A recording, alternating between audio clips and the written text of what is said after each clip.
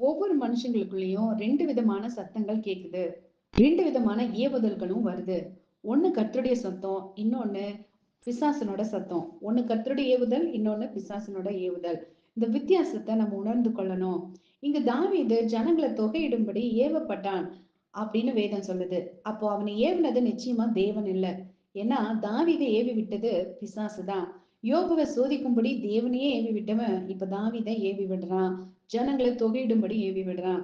இஸ்ரவேல் ஜனங்கள கடற்கரை மணல தனியாயும் வானத்து நட்சத்திரங்களை போலவும் பெருக பண்ணுவேன் அப்படின்னு கர்த்தர் வாக்கு பண்ணி இருக்கிறதுனால தாவீது 20 வயதுக்குட்ட உட்பட்டவர்களா எண்ணல அப்படின்னு வேதம் சொல்லுது. அப்படின்னா தாவீது தான் செய்த காரியம் தப்புன்னு தெரிஞ்சுட்டே தானே அதை செய்தாரு. ஆமாங்க. நம்முடைய பலவீனங்களை குறித்து பரிதபிக்க கூடாத பிரதான ஆசாரியர் நமக்கிராமல் எல்லா விதத்திலும் நம்மை போல் சோதிக்கப்பட்டும் பாவம் இல்லாதவராய் இருக்கிற பிரதான ஆசாரியரே நமக்கு இருக்கிறார் அப்படின்னு எபிரேய ஆக்கியோன் சொல்றாரு.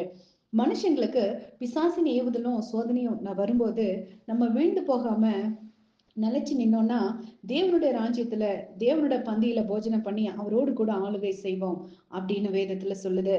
ஆண்டவராகிய இயேசு மனுஷனா இந்த உலகத்துல வாழ்ந்த போது அவரிடம் கூட பிசாசு பேசுறான். அவனையும் ஏவி விட்டான். ஆனாலும் அந்த சோதனைய அவர் வெற்றிகரமா தாண்டி வந்தாரு. பாவ சோதனைகள் அவரை மேற்கொள்ள முடியல.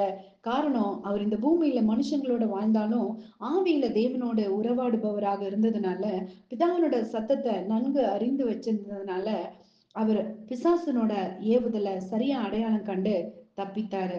தேவனால் நடத்தப்படுகிறவர்கள் சாத்தானின் ஏவுதலுக்கு ஒருபோதும் செவி சாய்க்க மாட்டார்கள்.